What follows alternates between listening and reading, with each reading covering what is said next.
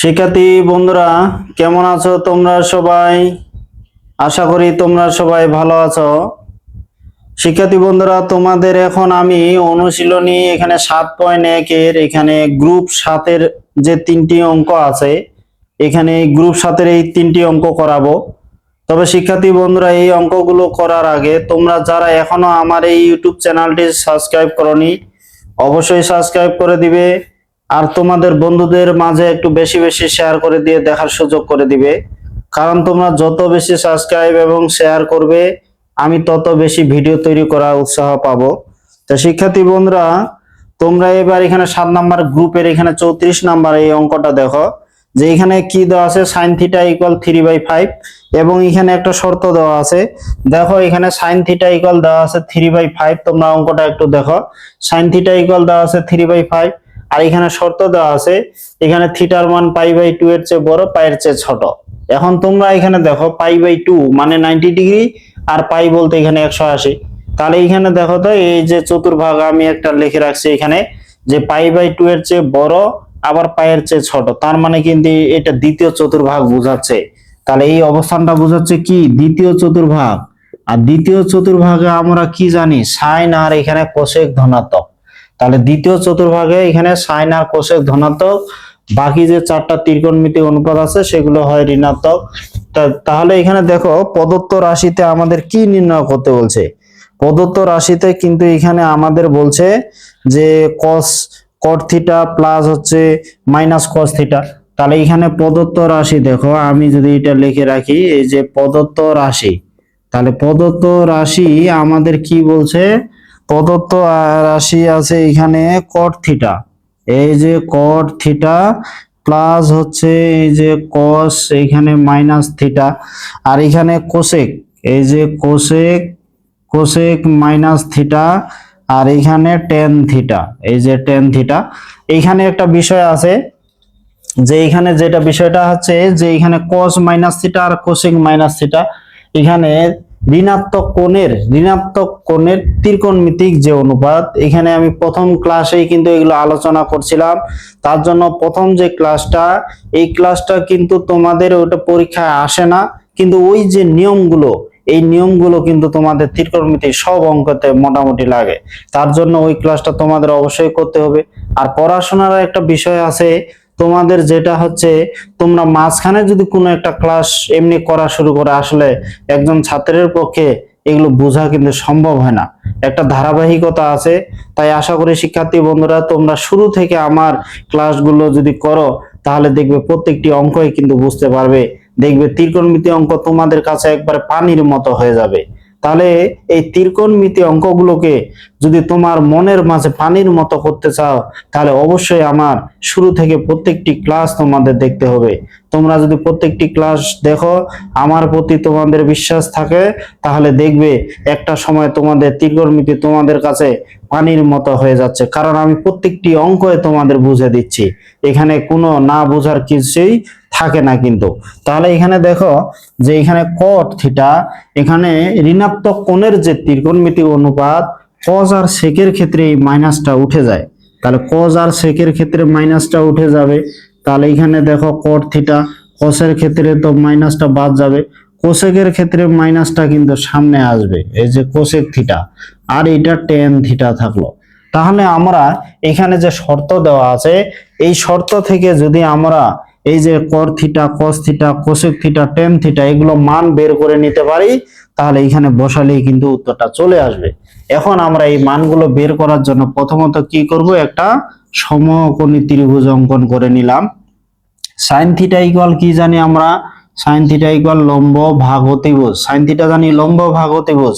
তাহলে লম্বের জায়গায় দিলাম আমি কত, এখানে 3, আর অতিভুজে দিলাম 5। মনে করো এইটা θ, এটা θ হলে এটা লম্ব, এটা অতিভুজ।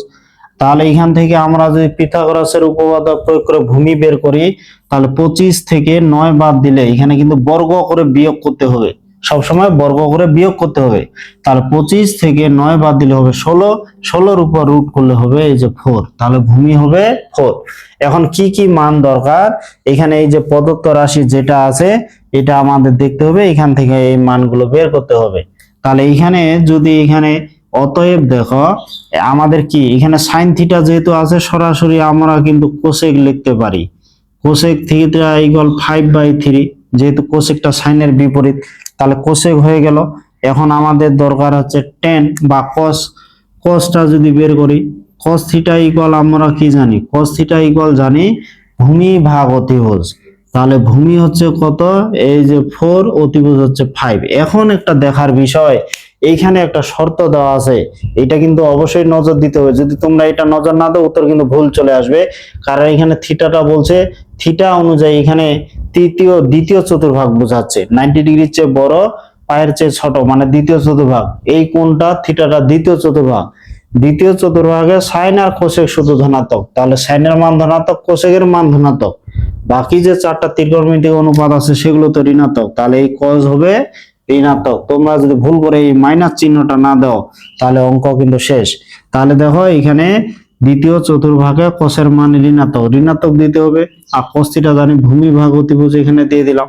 এখন দেখো তোমরা যে এখন আমাদের টেন আর কস দরকার। টেন থিটা ইকুয়াল আমরা কি জানি, টেন। টেন এখানেও কিন্তু দ্বিতীয় চতুর্ভাগে টেনের মানে ঋণাত্মক দিলাম। টেন থিটা জানি লম্ব ভাগ ভূমি, লম্ব হচ্ছে 3 আর ভূমি হচ্ছে 4, তাহলে -3/4। এবং টেনের বিপরীত শুধু কট করে দিব, কট হলে এখানে মাইনাস হবে, এই যে 4/3। তাহলে এই মানগুলো যে বের করলাম, এই মানগুলো এখন যদি আমরা এখানে বসাই, তাহলে বসালে কিন্তু উত্তর চলে আসবে। এখন এখানে বসাইলে কি হবে, এই যে কট মানে কি, তাহলে হচ্ছে -4/3। তারপর এখানে কস বলতে কি, মাইনাস এখানে 4/5। তারপর কোসেক হচ্ছে কি 5/3, এখানে তো মাইনাস আছে, মাইনাস এই যে 5/3। তারপর এখানে হচ্ছে টেন হচ্ছে কি -3/4, তাহলে এখানে মাইনাস এই যে 3/4। এখন তোমরা হরে লবে যদি মাইনাসটা কমন নিয়ে নাও, কমন নিয়ে নিলে কি হবে, মনে করো আমি এখানে মাইনাস কমন নিলাম, যেহেতু মাইনাস চিহ্নটা অনেক সময় তোমাদের গোলমাল লাগে যায়, তাহলে তোমরা এইখানে এই যে মাইনাসটা এখানে কমন নিলা, এখানেও মাইনাসটা কমন নিলা, তাহলে মাইনাসটা কি বাদ চলে যাবে। তাহলে মাইনাসটা বাদ গিয়ে এখানে কি হবে, এখানে প্লাস দিয়ে হয়ে যাবে। এখন তোমরা এটা লসাগু করবে। মনে করো 5 3 কত 15, এখানে এই যে 15 নিলাম, 15 লসাগু করলাম। তাহলে এখানে কত, 5 4 কত 20, আর এখানে 3 4 হচ্ছে 12। তাহলে এখানে এই যে 20 যোগ হচ্ছে 12। তারপর এখানে 3 4 কত 12, এটা লসাগু করলে হচ্ছে এটা 12, তাহলে এটা 12। 4 4 কত হচ্ছে 16, আর 3 3 হচ্ছে 9, তাহলে এটা হচ্ছে এই যে 16 যোগ হচ্ছে 9, তাহলে 16 যোগ 9। এখন তাহলে এই তিনটা কি 15 লসাগু হলে 5 4 20 আর 3 4 12। তারপর এখানে 3 4 কত 12, 4 5 এখানে সরি এখানে ভুল হয়ে গেছে, 4 5 এখানে 20 হবে। তাহলে এখানে হচ্ছে এই যে 20, 4 5 হচ্ছে 20 আর 3 3 হচ্ছে 9। এখন এটা যদি আমরা কাটাকাটি করি কত হবে, এখানে 20 আর 12, তাহলে এখানে এই যে 32 বাই হচ্ছে এখানে 15, এইখানে এই 12টা উপরে গেল, আর এখানে 20 আর 9 কত হচ্ছে এখানে এই যে 29, তাহলে 29 এইখানে কত যায় আমরা যদি একটু দেখি, তাহলে 3 3 5 এটা হচ্ছে 15, আর 3 4 হচ্ছে এটা 12। এই তো এখন এটা যদি হিসাব করা যায়, তাহলে হিসাব করলে এখানে কত আসবে, তোমরা যদি হিসাবটা করো, এখানে আরেকটু কি কাটাকাটি করা যায়।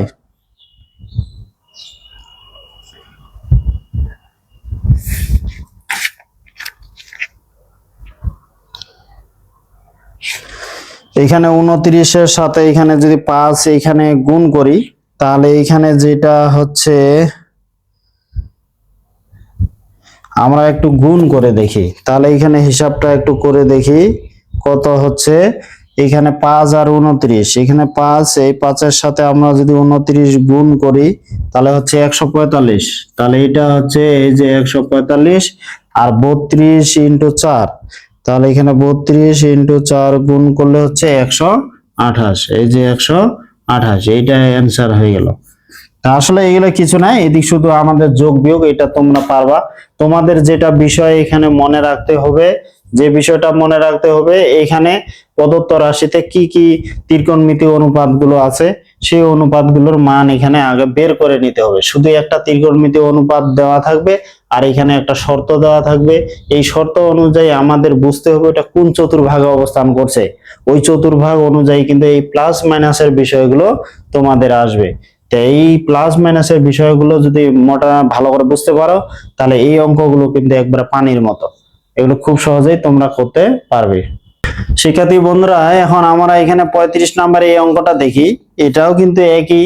তো এখানে দেখো, এখানে দেওয়া আছে tan থিটা ইকুয়াল হচ্ছে 5/12, এখানে দেওয়া আছে tan থিটা ইকুয়াল এখানে 5/12, এখানে sin থিটা বলছে ঋণাত্মক। তো sin থিটা যেহেতু ঋণাত্মক, এখন আমরা কি জানি tan থিটা ইকুয়াল কি জানি। এখন tan থিটা ইকুয়াল কিন্তু আমরা জানি এই যে tan থিটা ইকুয়াল কি জানি, এই যে sin theta by cos theta, এটা আমরা জানি। tan থিটা ইকুয়াল আমরা জানি sin theta by cos theta. এখন একটা বিষয় দেখো তো, এখানে tan থিটার মান কিন্তু এখানে আছে ধনাত্মক। তাহলে এই মানটা যদি ধনাত্মক হয়, sin এর মান যদি ঋণাত্মক হয়, তাহলে cos এরও মান ঋণাত্মক হইতে হবে। তাহলে sin এর মান যদি ঋণাত্মক হয়, আবার cos এরও মান ঋণাত্মক হয়, ঋণাত্মক ঋণাত্মক মিলে হবে ধনাত্মক, কারণ এখানে tan থিটা আছে ধনাত্মক। তাহলে এখানে শর্ত অনুযায়ী আমাদের বুঝতে হবে যে tan থিটা থেকে যে মানটা দেওয়া আছে, এখানে sin থিটা বলছে তোমার ধনাত্মক, sin থিটা বলছে ঋণাত্মক। sin যদি ঋণাত্মক হয় তাহলে তোমাদের cos থিটাও হবে ঋণাত্মক। তাহলে sin থিটা হলে ঋণাত্মক হলে cos থিটাও কেন ঋণাত্মক হবে, কারণ sin ঋণাত্মক cos ঋণাত্মক, ঋণাত্মক ঋণাত্মক মিলে হয় ধনাত্মক। তাহলে এখানে tan থিটা থেকে যদি আমরা সমকোণী ত্রিভুজ করি, tan থিটা ইকুয়াল কি জানি, এই যে লম্ব ভাগ ভূমি, লম্ব ভাগ ভূমি। তাহলে লম্ব ভাগ ভূমি, এখন পিথাগোরাসের উপপাদ্য প্রয়োগ করে যদি আমরা অতিভুজ বের করি, তাহলে এখানে 12 উপর স্কয়ার 144, এখানে 25, 144 আর 25 106 নয় মানে 169, সেটাকে রুট করলে এখানে 13 হয়ে যাবে। এই যে 13 দিয়ে দিলাম। তাহলে এখন দেখো এখানে আমাদের কি কি দরকার, এখানে সাইন দরকার, কস দরকার, এখানে সেক দরকার, আর টেন তো সরাসরি মান দেওয়া আছে, এখানে তিনটার মান বের করতে হবে। এখন এখানে যেহেতু মাইনাস দেওয়া আছে মাইনাস থিটা, এখানে ঋণাত্মক কোণের ত্রিকোণমিতিক অনুপাত প্রথম ক্লাসেই, তাহলে প্রথম দেখো প্রত্যেকটা অঙ্কই কিন্তু এই বিষয়গুলো লাগতেছে, যার কারণে ত্রিকোণমিতি এখানে 7 অধ্যায়ের যে প্রথম ক্লাসটা আছে সেটা যদি তোমরা না করো, এই বিষয়গুলো বুঝতে অনেক সময় তোমাদের সমস্যা হয়।